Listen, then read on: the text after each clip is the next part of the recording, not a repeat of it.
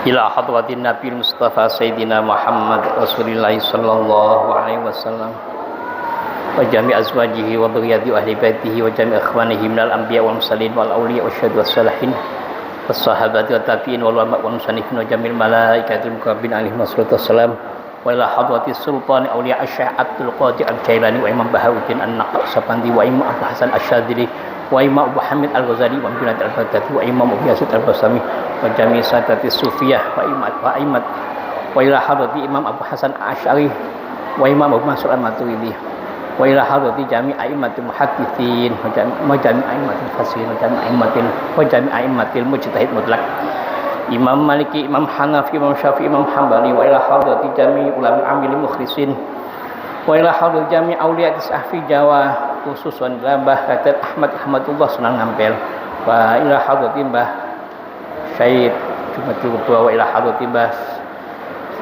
Maulana Malik Ibrahim wa ila hadrati Mbah Sunan Giri wa ila hadrati Mbah Sunan Derajat wa ila hadrati Mbah Sunan Kudus wa ila hadrati Mbah Sunan Gondang wa ila hadrati Mbah Sunan Muria wa ila hadrati Mbah Sunan Gunungjati wa ila hadrati Mbah Sunan Kalijogo wa jami'i penderekan penyokong yang membantu perjuangan pun para wali songo wa ila hadrati jami' abaina wa ummahatina wa ajdadina wa jaddatina wal masyayikhina wa jami' ashabil huquq ba'da alina wal jami'il mu'min wal mu'minat wal muslimin wal muslimat aina makanu khususan ila musannif mu'allif hadzal kitab as-sayyid al-imam Abi Zakaria Yahya bin Syarafun Nawawi ad-Dimashqi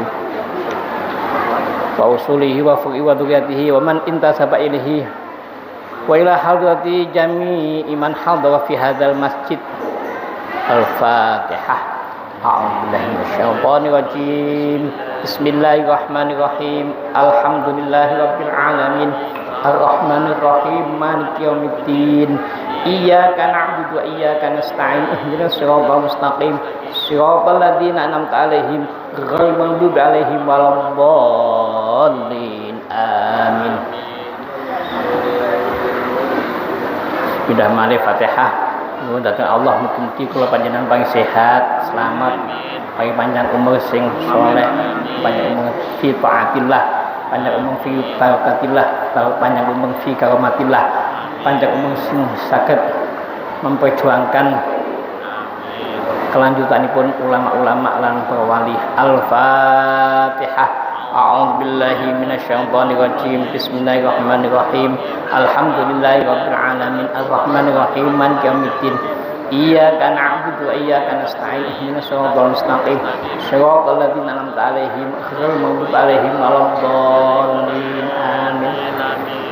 Bismillahirrahmanirrahim. Al-Isyuda hadis yang ke-20.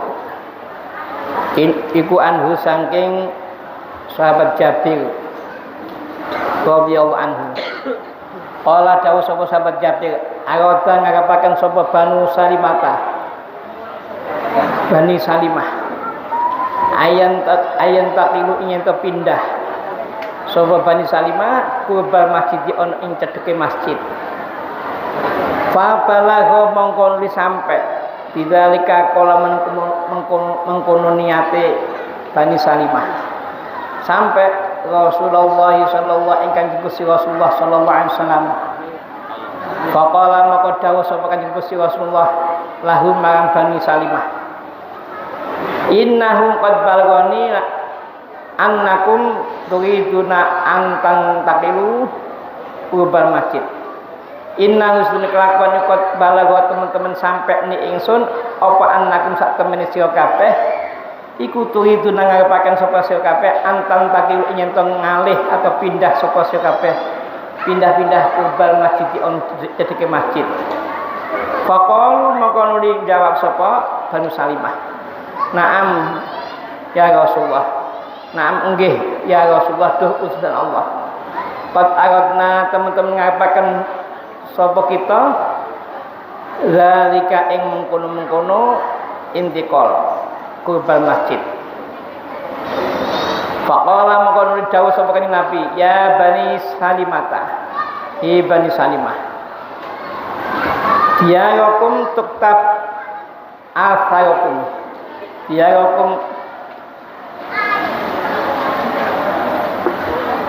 Diyarakum omah sira kabeh akan netepana sapa sira kabeh ing omah sira kabeh tuktab mongko bakal dicatet apa afalkum pira-pira labete jangkai sira kabeh. Diyarakum tuktab afalkum netepana sira kabeh ing omah sira kabeh tuktab mongko bakal dicatet sapa sira kabeh apa afalkum pira-pira labete jangkah sira kabeh. Bahwa meriwayatkan hadis sapa al-muslimu sapa muslimun imam muslim. Hadis ini memberikan penegasan setelah kasus di masa Rasulullah SAW itu saking nikmatnya berjamaah di masjid, saking merasa bahagianya bersama Rasulullah, di mana Banu Salimah itu kabilah yang kebetulan tempat tinggalnya jauh dari masjid. Saking senangnya bercengkrama atau berjamaah dengan Nabi setiap 5 waktu, akhirnya Banu Salimah itu sepakat. Kabilah itu ingin pindah bedol desa dari desa ke kota atau dari tempat yang jauh dari dalamnya atau masjidnya Nabi menuju masjid. Ingin bangun rumah yang dekat dengan masjid. Berita atau keinginan Banu Salimah ini kemudian sampai terdengar oleh Rasulullah Sallallahu Alaihi Wasallam. Sehingga suatu saat Rasulullah Sallallahu Alaihi Wasallam ketika bertemu Banu Salimah klarifikasi. Innahu qad balghani annakum turiduna an tantaqilu qurbal masjid. Apa betul kamu punya niatan satu kabilah Bani Salimah pindah tempat dari tempat tinggal saat ini menuju yang dekat masjid? Jawabnya kompak. Faqalu mongko jawab sapa sahabat Bani Salimah, nggih na'am ya Rasulullah, nggih wahai Rasulullah. Qad aradna dzalik, kami semuanya punya pikiran seperti semacam itu. Akhirnya Nabi Muhammad jawab, ya Bani Salimah, diyarakum tuktab afalkum, sampai 2 kali. Ya Bani Salimah, diyarakum tuktab afalkum. Di Bani Salimah, omah sing sampean tempati iku memang jauh, tapi ketika kalian melangkah dari rumah ke masjid itu selalu dicatat langkah-langkah jangkahan kalian itu selalu dicatat menjadi amal kebagusan sampeyan. Jadi sampai Rasulullah menegaskan diyarakum tuktab afalkum, betul-betul bahwa rumah yang jauh itu membawa dampak positif. Kenapa? Jangkah yang kau lakukan dari rumah ke masjid atau dari masjid ke rumah selesai jamaah itu akan membawa kumpulan-kumpulan catatan-catatan amal kebaikan kalian. Apa enggak sama angan-angan lagi gampangan. Jadi ini menunjukkan bahwa tidak selalu kemudahan itu berdampak yang membawa jumlah pahala yang banyak. Justru dengan agak sedikit atau jauhnya tempat tinggal dari masjid, dari tempat rumahnya ke masjid itu bisa mengumpulkan pundi-pundi amal kebaikan. Jadi ternyata Nabi Muhammad tidak langsung merespon, ya nggak apa-apa pindah ke masjid supaya kamu jamaah. Toh pikiran ataupun Nabi Muhammad SAW memberikan penegasan, rumah kamu itu jauh, tapi itu membawa dampak tuktab afalkum. Kamu akan dicatat amal-amal kebagusan kalian. Apalagi dilanjutkan dengan penjelasan berikutnya, wa fi riwayatin innalakum bikulli khutwatin darajatan, bahwa setiap jangkahan-jangkahan yang kamu lakukan dari rumah ke masjid itu adalah mengangkat derajat. Ya, derajat kan macam-macam. Ada derajat pangkat di dunia, ada derajat pangkat di akhirat. Semakin jauh dari tempat tinggal dari ke masjidnya, itu berarti semakin banyak jangkah atau langkah-langkah yang dipakai. Maka ketika kaki melangkah itu satu kali langkah diangkat derajatnya satu kali. Nah, tinggal makin jauh tentu makin tinggi derajat yang akan diberikan kepada yang bersangkutan. Tentu derajat itu macam-macam, bisa bermakna pangkat, bisa bermakna kemampuan memiliki ketabahan dalam menggapai kebaikan, itu juga derajat. Jadi Rasulullah memberikan satu ilustrasi bahwa setiap langkah yang kamu jangkahkan ke masjid, ya, diyakum tuktab athakum, setiap apa yang kamu langkahkan itu adalah ada asainya, ada catatannya, ada bukti-bukti pembukuannya. Ini berarti disimpulkan bahwa tidak selalu kemudahan itu membawa dampak kepada banyaknya amal. Al-Hadi Asyad wal Isyud, hadis yang ke-21.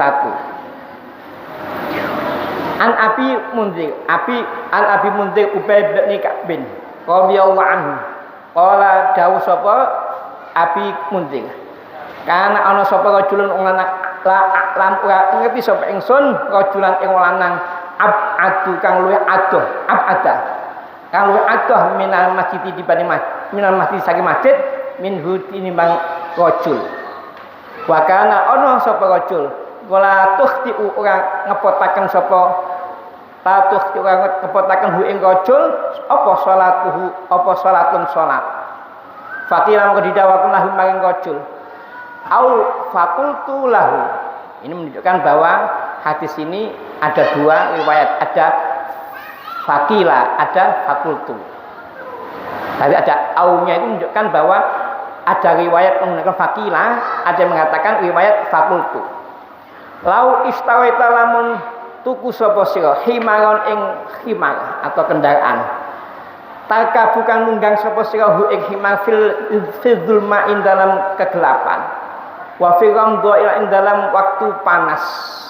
Faqala maka jawab sapa rajul ma yasuni an manzili ila jambil masjid. Ma yasuni ora bungaken ni ingsun apa an manzili saten apa anna manzili saten tempat tinggal ingsun ila jambil masjid on ing sandingi masjid. Ini sak temen ingsun iku itu ngapaken sapa ingsun ayub taba ing yen to dicatat. Ayub taba ing dicatat lima ingsun apa mamsai langkah atau mlaku ingsun ila masjid di masjid.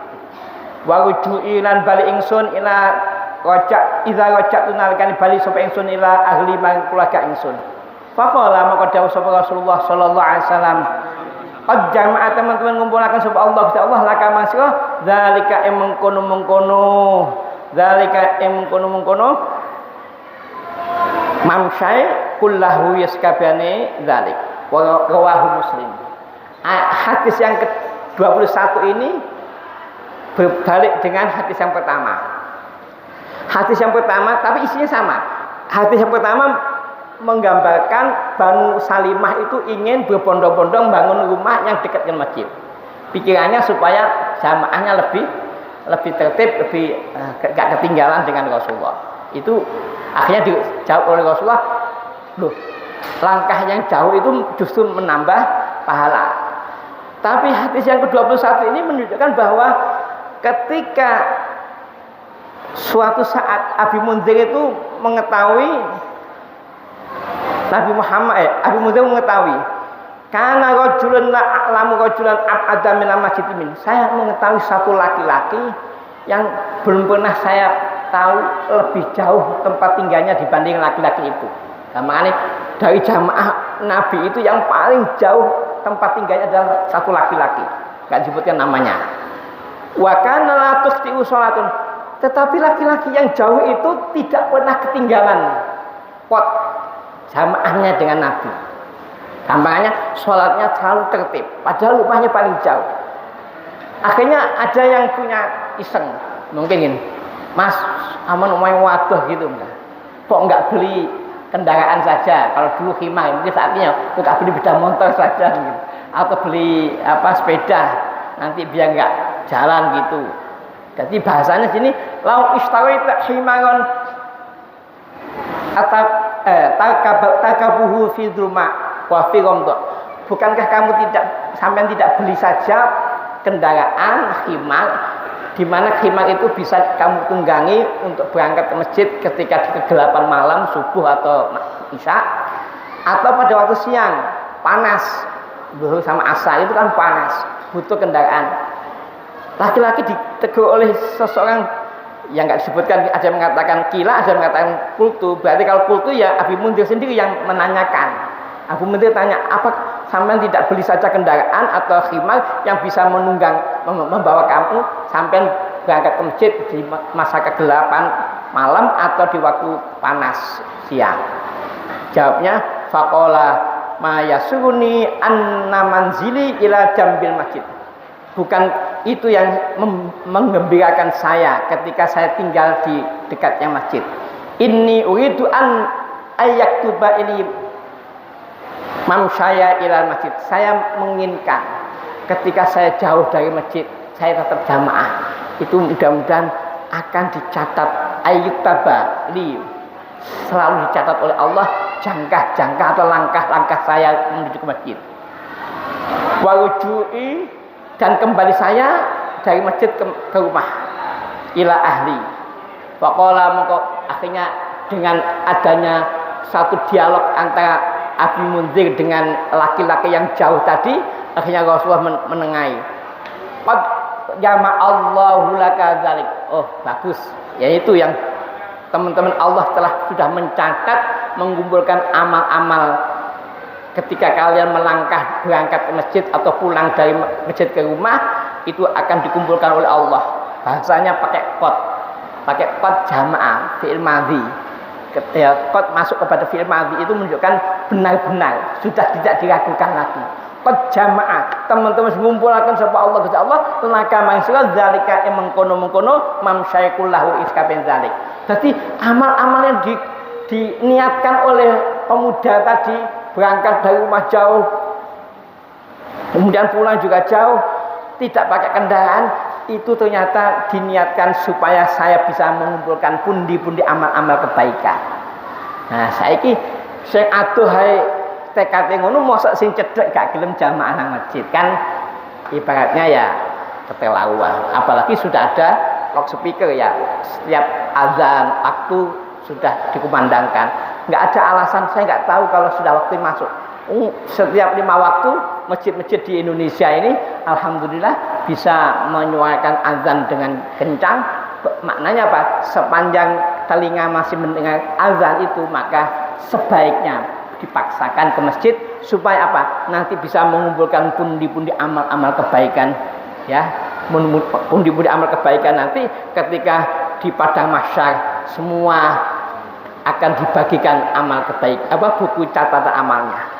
Ketika orang yang biasa jamaah ke masjid, saya yakin hakul yakin akan menerima catatan bukunya dengan tangan kanan. Tetapi kalau sudah dekat masjid, gak jamaah, apalagi gak sholat, naudzubillah dzalik, itu nanti naudzubillah dzalik, saya yakin akan menerima catatan buku amalnya itu tidak bisa dengan tangan kanan, pasti tangan kiri. Itu pun akan membelakangi yang memberi karena malu. Maka mumpung kita sama-sama masih diberikan kekuatan oleh Allah, diberikan ilmu, diberikan waktu, diberikan kenikmatan-kenikmatan yang lain, apalagi bisa menjangkau ke masjid, monggo sama-sama kita pastikan. Saya kadang di suatu saat pernah tinggal di kota besar. Saya sebutkan kota Bandung. Saya beberapa waktu tinggal di sana. Ternyata saya yang menjadi salah satu kebanggaan atau kebahagiaan kami sebagai muslim itu, ternyata di kota besar pun yang tekadnya jamaah, tidak peduli waktunya kerja ya begitu 5 menit 10 menit sebelum azan sudah keluar dari tempat kerja menuju ke masjid. Begitu datang ke masjid, ambil wudhu, Salat apa? Tahiyatul masjid, azan. Azan salat qabliyah. Setelah qabliyah langsung jamaah. Setelah jamaah langsung kembali lagi ke tempat kerjanya. Dan itu tidak sekali dua kali, hampir setiap hari yang seperti itu. Berarti menunjukkan apa? Jamaah menjadi salah satu planning dalam pekerjaannya. Mulai pagi, katakanlah jam 8 sampai jam 4 bekerja, maka harus ada waktu jamaah, yaitu jamaah zuhur dan jamaah asar. Kalau dihitung mungkin nggak sampai 25 menit mulai azannya sampai jamaahnya, nggak sampai 25 menit. Berarti anggap saja 30 menit dengan jalannya, berarti 1 jam istirahatnya dipakai untuk sholat. Jadi tidak mengganggu pekerjaan. Kalau saat ini ada alasannya, oh sedang sibuk, sedang bekerja, Anda tidak di planning. Kalau di planning dengan baik, maka jadwal istirahatnya itu sambil menikmati jamaah di masjid, maka insya Allah saraf-saraf yang tegang karena banyaknya pekerjaan itu akan bisa menjadi kendur, pikiran-pikiran jadi bisa nyantai, tidak terlalu tegang. Karena apa? Jamaah itu bisa membahagiakan. Jamaah itu ibaratnya munajat kepada Allah, apalagi ya sholat ya. Sholat jamaah Allahu Akbar itu sudah melepaskan semua persoalan, hanya kepada Allah tertuju. Nanti Allah yang akan mengatur persoalan-persoalan hidupnya, masalah-masalah tantangan kehidupannya, insya Allah akan diatasi oleh Allah, karena kita sudah menuju kepada Allah Subhanahu wa Ta'ala. Tapi kalau alasan, wah jam sholat zuhur itu kan jam produktivitas kerja, maka tidak boleh dipakai untuk jamaah. Kata siapa? Kalau bisa diatur dengan baik, insya Allah. Bahkan saya pernah membaca atau melihat video. Saya memang belum pernah ketemu langsung, tapi saya yakin kalau sudah divideokan begitu, mereka yang memvideokan itu tanggung jawab. Jadi salah satu bos itu memvideokan perusahaannya. Perusahaannya itu pada waktu menjelang zuhur di video itu azan, di perusahaannya azan terus semua karyawan keluar menuju masjid semua, di video sama pemiliknya itu di video. Terus setelah video dijelaskan jamaah, setelah jamaah kembali makan siang, setelah makan siang kembali ke tempat kerja. Ada yang bertanya, apa itu tidak mengurangi produktivitas kerja? Dia malah menjelaskan, justru saya merasa pekerjaannya semakin produktif itu setelah karyawan diwajibkan jamaah semua. Jadi jamaah itu justru bisa meningkatkan produktivitas kerja. Kok bisa? Sebab pada saat jamaah itu tenaga-tenaga yang asalnya sudah terkuras setengah hari mulai jam 8 sampai jam 12 itu sudah mulai loyo. Nah, maka ambil air wudhu, setelah ambil air wudhu kemudian munajat kepada Allah, meminta pertolongan pada Allah, maka menjadi fresh kembali pikiran-pikiran dan saraf-sarafnya menjadi santai, menjadi tidak terlalu tegang, sehingga begitu kembali kepada pekerjaan bisa mulai seperti start awal lagi, kuat lagi, semangat lagi. Ini persis seperti yang pernah saya dengarkan dari juga mengikuti perkembangan rokok Gudang Garam di Kediri. Atau perusahaan rokok yang terbesar namanya Gudang Garam. Itu saya mendapatkan banyak cerita bahwa salah satu yang membackup spiritualnya adalah Kiai Makhrus Ali. Artinya membackup maksudnya gini, kalau ada masalah-masalah perusahaan menyangkut karyawan, itu larinya kepada Kiai Makhrus minta solusi. Kiai Makhrus pengasuh Pondok Riboyo, gimana karyawan saya banyak yang mau demo macam-macam, gimana solusinya? Ternyata oleh Kiai Makhrus salah satunya adalah diberikan solusi, kalau tidak salah bahwa ketika jam kerja beri motivasi. Caranya bagaimana? Sambil ngelinting rokok di gudang atau gedung yang besar itu dikasih audio ceramah. Jadi ceramahnya nggak kelihatan orangnya, tapi suaranya masuk ke semua gudang-gudang atau semua gedung-gedung itu. Sehingga karyawan sambil ngelinting mendengarkan ceramah, motivasi hidup. Ya pentingnya ibadah, pentingnya semangat untuk kejujuran dan sebagainya. Pokoknya pidatonya itu sambil ada katakanlah lucu-lucunya, sehingga ketika waktu pidatonya itu menyegarkan, senang. Itu karyawan gedung besar itu senyum atau ketawa semua. Itu ternyata dipandang bisa menyentuh hatinya, sehingga tidak sampai berontak untuk demo, tidak sampai mengancam pemiliknya untuk ini dan itu. Tuntutannya tidak terlalu, karena apa? Diberikan motivasi hidup. Lah, dilihat dari dua hadis ini, tampak sekali bahwa jamaah itu bisa menjadi penenang kehidupan, supaya tidak terlalu tegang dalam menghadapi persoalan-persoalan, mungkin relasi bisnisnya yang sedang tidak konsisten, atau mungkin menghadapi musibah atau menghadapi masalah-masalah. Maka insya Allah dengan jamaah sholat 5 waktu akan teratasi. Kita alhamdulillah panjenengan ahli jamaah niki monggo kuatkan, bila perlu putra putrinya dilatih, diajak putra putrinya diajak supaya punya kebiasaan yang baik. Ketika orang tuanya memberikan contoh kebagusan, maka anak-anaknya insya Allah nanti akan juga mencontoh orang tuanya. Dan itu sudah menjadi pahala dua. Pahala jamaah satu dirinya, pahala kedua adalah anaknya ketika sampai besar nanti juga tetap jamaah. Maka jamaahnya anak sampai besar atau sampai tua nanti ikut juga pahalanya kepada orang tua yang telah membimbing atau yang mendidik. Itulah salah satu fadilahnya orang tua. Kalau punya anak yang soleh, selain solehnya itu juga pahala, ya juga jariyah, waladun solihun dan sodakotun jariyah. Sodakotun jariyah itu umumnya kan memahami adalah berupa uang atau makanan atau benda kepada orang lain. Padahal sodakoh amal kebaikan kepada anak, kemudian anak mengamalkan sampai besar sampai tua, itu juga jariyah, juga sodakoh. Karena di dalam hadis kemarin disebutkan wa fi kulli ma'rufin shadaqatun. Setiap kebagusan sedekah. Termasuk mendidik anak yang mau jamaah ke masjid sampai tua, sampai katakanlah sampai selama dia jamaah, maka orang tua itu pun juga dapat sedekah atau dapat sama dengan sedekah. Apalagi setiap waktu dilaksanakan, maka itu sama dengan jariyah. Wa fi kulli ma'rufin shadaqatun. Setiap kebagusan itu adalah bernilai sedekah. Termasuk mendidik anak yang baik dan anak mau menjalankan, maka orang tua sudah dapat waladun sholihun, dapat sedekatun jariyah. Dan insya Allah saya yakin waladun sholihun yad'ulah, mau mendoakan pada orang tuanya, karena orang tuanya telah berjasa mendidik anaknya sampai mengenal Allah dengan sebaik-baiknya. Ini sangat terharu sekali. Kenapa? Karena tidak setiap orang yang dekat di masjid itu dapat hidayah. Nah, kula panjenengan ana sing lebih jauh, seperti dikatakan oleh sahabat Abi Munzir tadi, ada laki-laki yang jauh disuruh beli kendaraan, tidak mau, alasannya biar saya semangat untuk jalan, nanti dapat pahala yang banyak. Itu menunjukkan bahwa dapat hidayah laki-laki itu. Kenapa?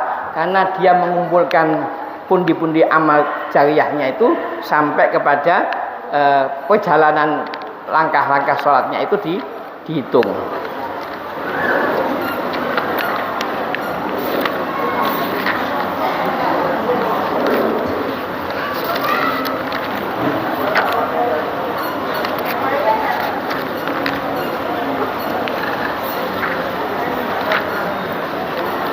Jadi bahasa Nabi Muhammad menegaskan qad jama'allahu laka dzalika kullah. Sungguh betul-betul dikumpulkan oleh Allah pahala-pahala yang telah dilakukan oleh laki-laki itu. Rawahu Muslim.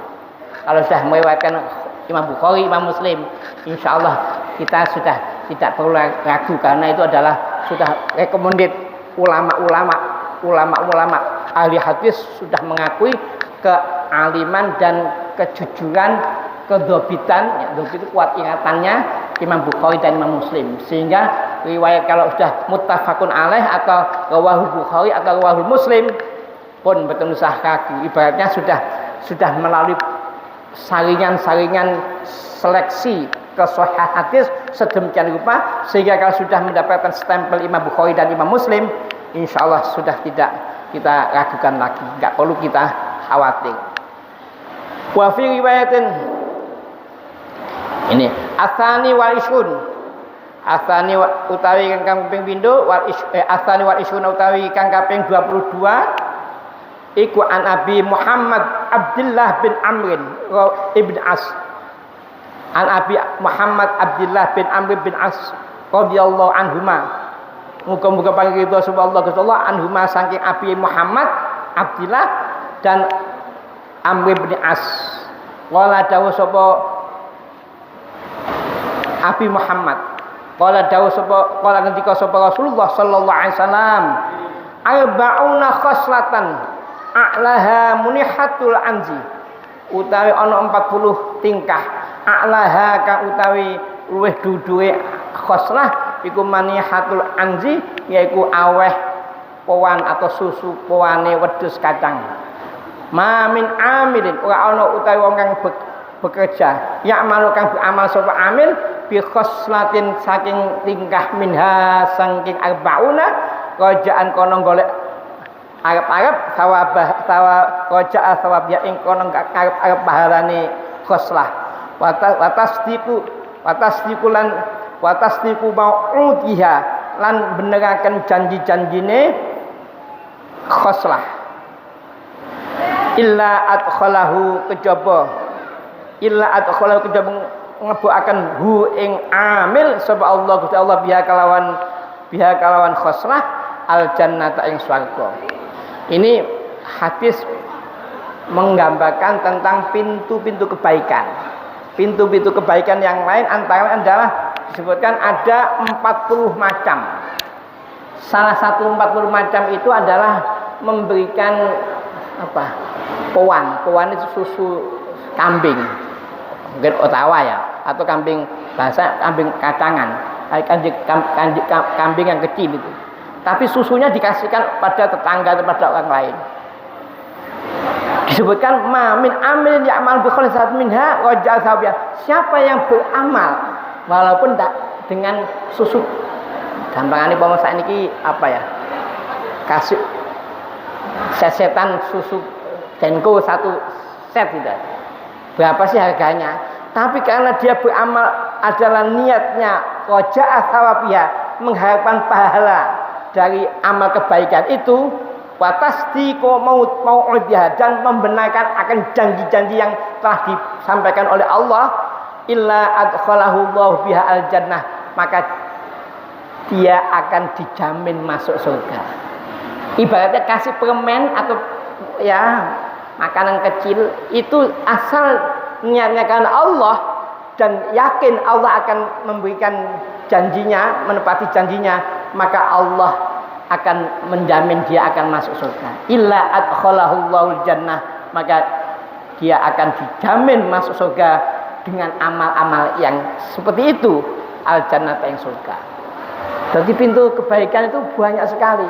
Jangan dibayangkan hanya berupa membangun masjid atau membangun jalan yang besar. Ya itu kebaikan. Tapi yang kecil-kecil itu juga harus diopeni. Jangan ngenteni aku sedekah nek wis sugih ae. Nek durung sugih kok pate dinyek. Kok sedekah mek ditok. Itu namanya sedekah hanya karena ingin pamer orang lain, ingin dapat pujian orang lain. Itu enggak ngefek, nanti bisa-bisa enggak menemukan pahalanya. Tapi kalau sedekah punyanya misalkan ya secangkir kopi dibagi berdua, ya itu bagus. Saya ngopi-ngopi bareng ya, gantian, itu sudah termasuk sedekah. Asal niatnya lillahi ta'ala, maka kelak akan menjumpai pahalanya. Nah itu dikumpulkan, ya apapun bentuknya. Bahkan di dalam hadis yang bawahnya disebutkan As-Salis wal Iskuna Adi bin Hatim radhiyallahu anhu qol sami'tu Nabiyya sallallahu alaihi wasallam yaqul. Sami itu midanget sapa ingsun Nabi Kanjeng Nabi Muhammad sallallahu alaihi wasallam yaqul halidawu sapa Nabi ittaqun nar walau bisyikki tamratin. Ittaqu wedya sapa sira an-nar ing cahaya an-nar ing api. Takutlah untuk bisa masuk neraka. Takutlah kalian pada api neraka. Ittaqun nar wedya sapa sira an-nar ing api neraka walau bisyikki tamratin, walaupun hanya sejumlah sedekah separone biji kurma. Taman punya kurma 1 biji, nggak tahu berapa harganya. Kalau 1 kilo misalkan 25.000 ya, kalau itu jumlahnya 25 biji berarti ya satu biji ya cuma 1.000 harganya. Nah 1.000 itu dibelah, diambil isinya dibelah, wis taman separuh aku separuh. Itu kalau diniati lillahi ta'ala, walau bisiki tamrotin, walau hanya separuh biji kurma, itu bisa membantu membebaskan dari api neraka. Masya Allah. Jadi Islam itu sangat luar biasa. Perhatian terhadap umatnya untuk menyelamatkan dari jilatan api neraka itu sampai diberikan motivasi. Udahlah, apa yang bisa kamu amalkan, apa yang bisa kamu lakukan, kebaikan-kebaikan itu, maka kebaikan-kebaikan itu akan membantu kalian bisa membebaskan atau menjauhkan dari api neraka. Walau bisiki tamrotin, walaupun hanya sebatas 50% dari 1 biji kurma. Satu wel kamane. Jadi 1 kurma itu dibagi 2. Ayo kamen. Saya teringat pada suatu saat Kiai di Jombang dulu zaman tahun 70 ke bawah itu belum ada lampu neon, belum ada lampu listrik. Itu kalau malam santri-santri jaga di tempat ronda gitu. Kemudian kiainya keluar mungkin sambil ngecek di mana santrinya, malam-malam jam 12 mungkin sudah sepi, gelap ada lampu.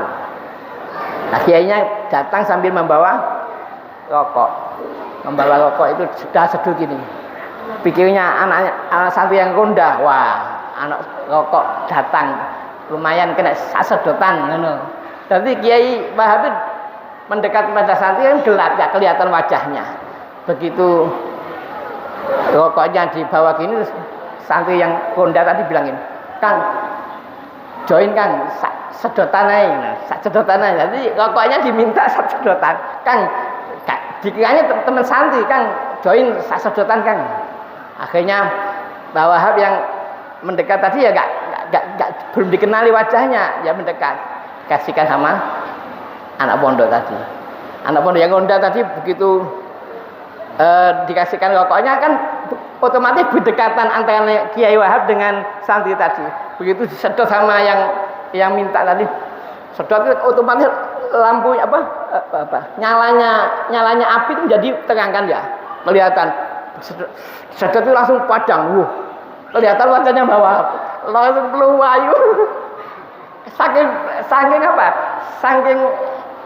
takutnya lupa kayak di bawah. Ya kan jadi sedotan di bawah. Itu menunjukkan bahwa pun juga mempraktekkan walaupun hanya satu sedotan dikasihkan. Itu menunjukkan bahwa walau bisiki tamrotin, walaupun hanya sebatas 50% dari 1 biji kurma dikasihkan. Itu walaupun hanya sedotan dikasihkan.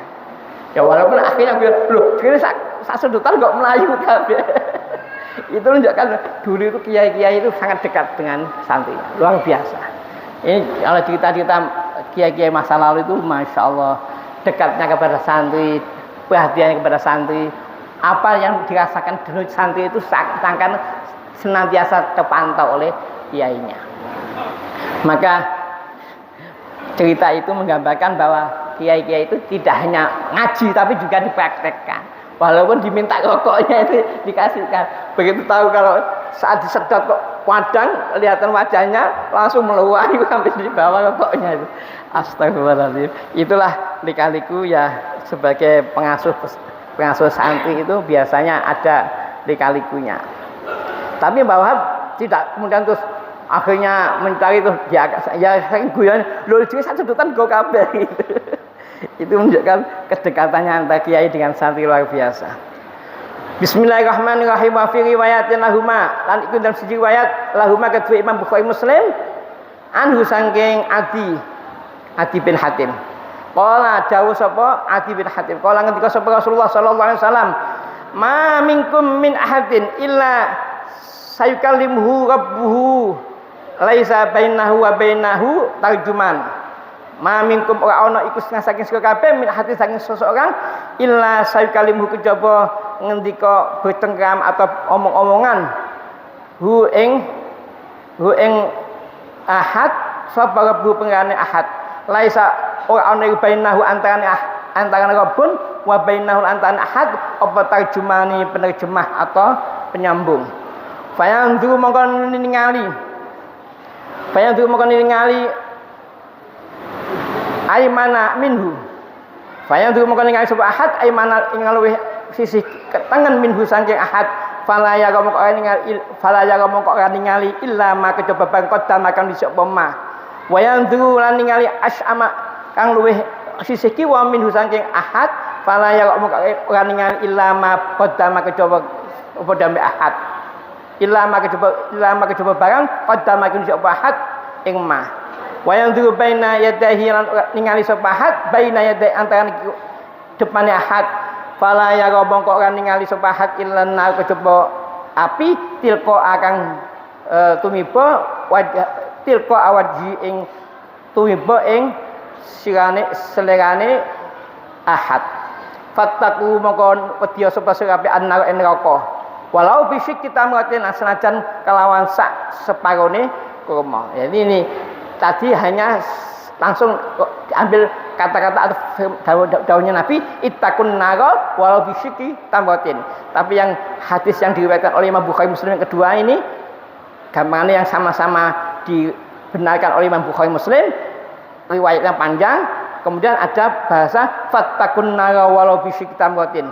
Fiman indal faman mongko tesapan wong lam yajid kau anum sebaman fa bi kalimati thaibatin mongko kelawan kalimat yang bagus.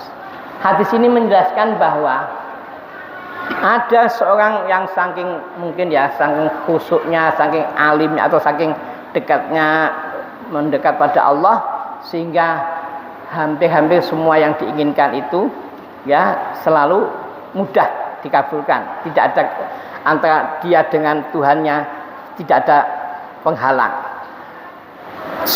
Bagian kanan, bagian kiri tidak ada penghalang. Apa yang selalu ini dilakukan senantiasa sangat luar biasa. Tetapi wayanzu baina yadai fala yara illan nar. Ternyata di hadapannya itu ada sesuatu yang ditakutkan yaitu neraka. Maka di situ disebutkan fattaqun naro, maka takutlah kalian kepada api neraka walau bisyikki tamratin, walaupun hanya dengan sedekah separuhnya biji kurma. Terus disebutkan faman lam yajid, bagaimana kalau tidak punya apa-apa sama sekali yang diberikan. Nabi Muhammad menjelaskan fabi kalimati thayyibatin mongko kelawan kalimah atau ucapan thayyibatin kang bagus. Jadi kalimah yang baik, ucapan yang bagus yang tidak menyakiti orang lain itu termasuk bisa menjadi pengganti daripada amal-amal sedekah. Atau bahasa yang lain adalah kalimah yang bagus itu termasuk sudah sedekah. Maka kita sebaiknya ya, pada siapapun kita upayakan kata-katanya jangan yang menyakitkan. Kalau bisa bicara yang baik, mengapa harus menggunakan bahasa yang kasar atau yang jorok, yang jelek? Kita buat sebaik mungkin kita bercengkrama dengan siapapun dengan bahasa yang santun, yang menyenangkan. Karena apa? Itu pun faman lam yajid fabi kalimatin thayyibatin. Maka ketika tidak bisa sedekah walaupun dengan hanya satu misalkan sebatang rokok misalkan, gak bisa sedekah dengan satu cangkir kopi, ya minimal tidak menyakiti kata-kata kepada orang lain dengan kata-kata yang kasar, itu sudah termasuk sedekah. Maka Islam indah sekali. Apapun kalau ditata dengan baik, termasuk perkataan-perkataan yang bagus, insya Allah akan bisa menjadi kumpulan atau bisa mengumpulkan pundi-pundi amal kesolehan, dan bisa menjadi ketika kelak di padang mahsyar ditimbang, maka akan bisa menambah bobot besarnya banyaknya amal kebaikan. Sehingga ketika bisa menambah bobotnya amal kebaikan, insya Allah itu jaminan masuk surga. Amin ya rabbal alamin. Maka monggo sama-sama kita berusaha bicara bagus. Dalam hadis yang lain disebutkan qul khairan aw liyasmut. Bicara kepada orang lain dengan bahasa yang bagus.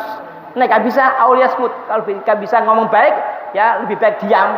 Diam itu sudah termasuk juga sedekah daripada mengeluarkan kata-kata yang menyakitkan. Jadi qul khairan aw liyasmut. Bicara yang bagus. Kalau nggak bisa, ya ngomong yang ya atau diam saja daripada ngomong nanti menyakitkan.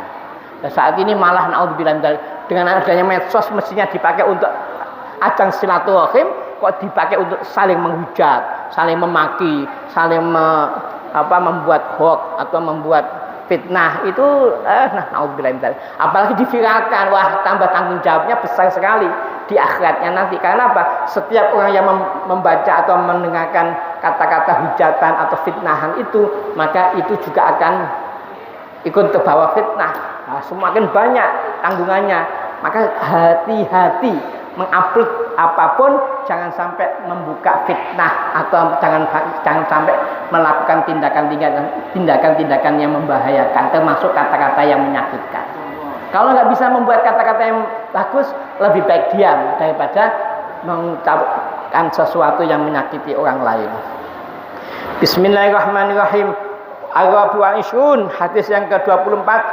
An Anas radhiyallahu anhu qala Rasulullah sallallahu alaihi wasallam, innallaha la yarda 'anil 'abdi ay ya'kula aktata fayahmadahu 'alaiha aw yashraba asy-syarbata fayahmadahu 'alaiha.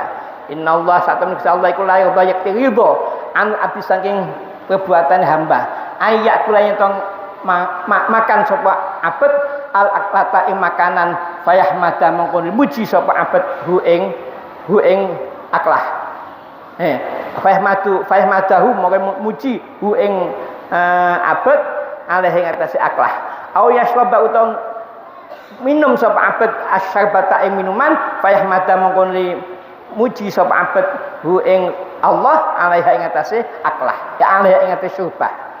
Jadi gini, Allah itu bangga, ridho, senang, bunga ketika seseorang makan sesuap nasi kemudian baca alhamdulillah. Ketika memasukkan makan dalam minum sekali teguhan alhamdulillah. Itu Allah ridho, bangga, bahagia, senang. Berarti dia berterima kasih atas nikmat yang telah diberikan.